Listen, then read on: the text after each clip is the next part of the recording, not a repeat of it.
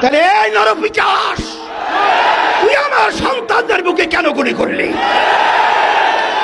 আবু সাঈদের হাতে কোনো অস্ত্র নেই, ওর হাতে কোনো লাঠি নেই, ও একটা মেধাবী ছাত্র, ওর কোনো সন্ত্রাসীর কোনো তালিকা ওর নামে নেই। সেখানে ঠান্ডা মাথায় ওর বুকের ভিতরে একটা নয় কয়েকটা গুলি করে পাখির মতো লুকিয়ে ফেলে হয়েছে। আর সেটা আমরা বসে বসে দেখবো? আর সেটা আমরা সহ্য করব? এটা হতে পারে না, হতে দেওয়া যায় না।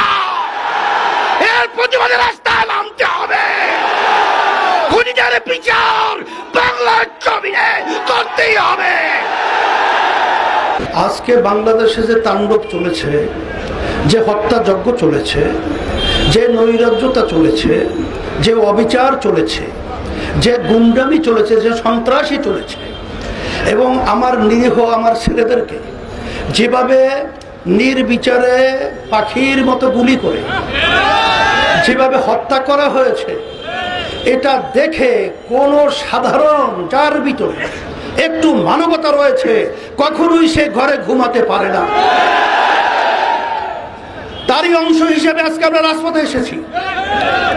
আজকে আমার ছেলেদেরকে, আমার মেয়েদেরকে আজকে ওরা নির্বিচারে পাখির মতো গুলি করে হত্যা করবে। আমি বিশেষ করে আমার ছেলেদের, আমার মেয়েদের গার্জিয়ানদেরকে, অভিভাবকদেরকে বলবো, আপনার সন্তানদেরকে রাস্তায় গুলি করবে, হত্যা করবে, আর আপনারা ঘরে থাকবেন, এটা হতে পারে না। আপনারা আসেন, আমরা আমাদের সাথে আছি ইনশাআল্লাহ। সাথে সাথে আজকে কোন দেশে আমরা বসবাস করছি? আজকে আশ্চর্য, একটা ছেলে আবু সাঈদ, আবু সাঈদের হাতে কোনো অস্ত্র নেই, ওর হাতে কোনো লাঠি নেই, ও একটা মেধাবী ছাত্র, ওর কোনো সন্ত্রাসীর কোনো তালিকা ওর নামে নেই। সেখানে ঠান্ডা মাথায় ওর বুকের ভিতরে একটা নয় কয়েকটা গুলি করে পাখির মতো লুকিয়ে ফেলে হয়েছে। আর সেটা আমরা বসে বসে দেখবো? আর সেটা আমরা সহ্য করব? এটা হতে পারে না, হতে দেওয়া যায় না। এর প্রতিবাদে রাস্তায় নামতে হবে। খুনিদের বিচার বাংলার জমিনে করতেই হবে। শুধু তাই নয়, আজকে আওয়ামী লীগ স্বঘোষিত প্রধানমন্ত্রী, কারণ বাংলাদেশের জনগণের ভোটে তো সে প্রধানমন্ত্রী হয় নাই। আর এই সরকার তো বাংলাদেশের জনগণের ভোটে সরকার নির্বাচিত হয় নাই।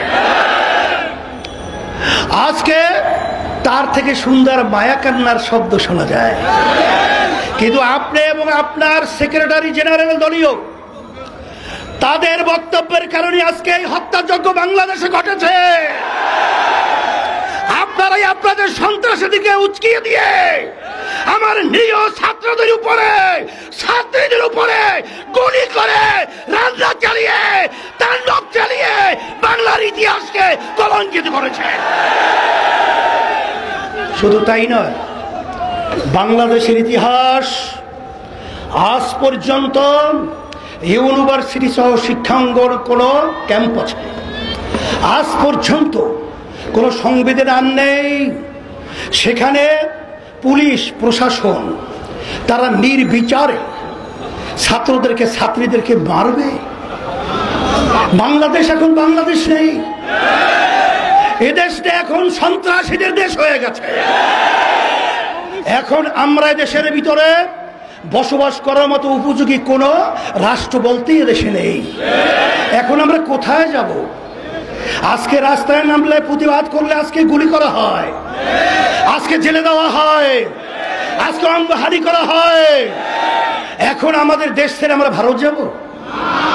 আমরা কি ইউরোপ এবং বিভিন্ন অন্যান্য দেশে আমরা নাগরিক হব?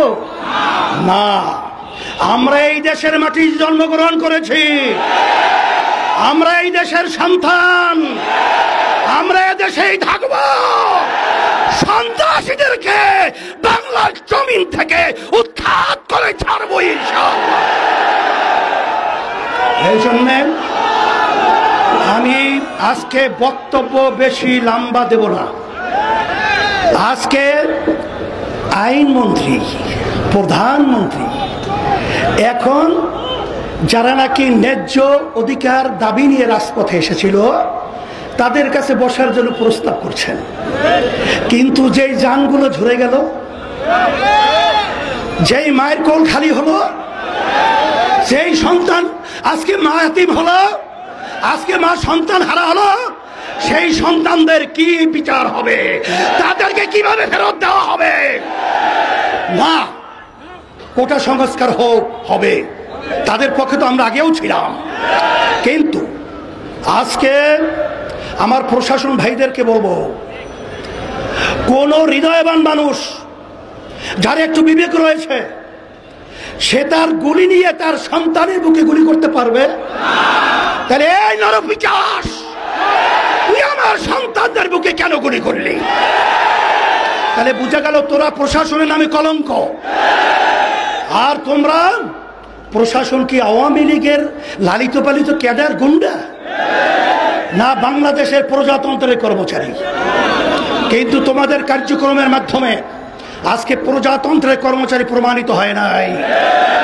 তাই আমরা সবাই হাকের সকলকে আহ্বান করব, আসেন আজকে বুদ্ধিজীবী, শিক্ষাজীবী, রাজনৈতিক যত পেশার নেশার যারা আমরা বাংলাদেশে বসবাস করি, আমরা এই অন্যায়ের বিরুদ্ধে, এই অন্যায়ের হত্যার প্রতিবাদে, এই জালিমদের বিরুদ্ধে একসঙ্গে যদি ঝাঁপিয়ে পড়ি, ওরা বাংলার জমিনে থাকার সুযোগ পাবে না ইনশাআল্লাহ। এই আহ্বান আমি সকলকে করছি, আসেন। আর বসে থাকলে আমাদের পায়ের নিচে মাটি থাকবে না, এদেশে আমাদের জানমাল ইজ্জতের নিরাপত্তা থাকবে না, আমাদের স্বাধীনতা থাকবে না। তাই আমাদের স্বাধীন দেশে আমাদের স্বাধীনতা নিশ্চয়তা করার জন্যই রাজপথে নামার জন্য সকলকে আহ্বান জানাচ্ছি। সাথে সাথে আগামী দিন আলহামদুলিল্লাহ আজকে সারা দেশে আমাদের জেলা মহানগরে এর প্রতিবাদ বিক্ষোভ হচ্ছে। আগামী দিন জুমার পরে যারা নাকি আজকে ন্যায়ের পক্ষে জীবন দিয়েছে, অন্যায়ভাবে যাদেরকে হত্যা করা হয়েছে, তাদের রুহের মাগফিরাতের জন্য দোয়া হবে এবং সাথে সাথে সকলকে নিয়ে বিক্ষোভ প্রতিবাদ মিছিল হবে।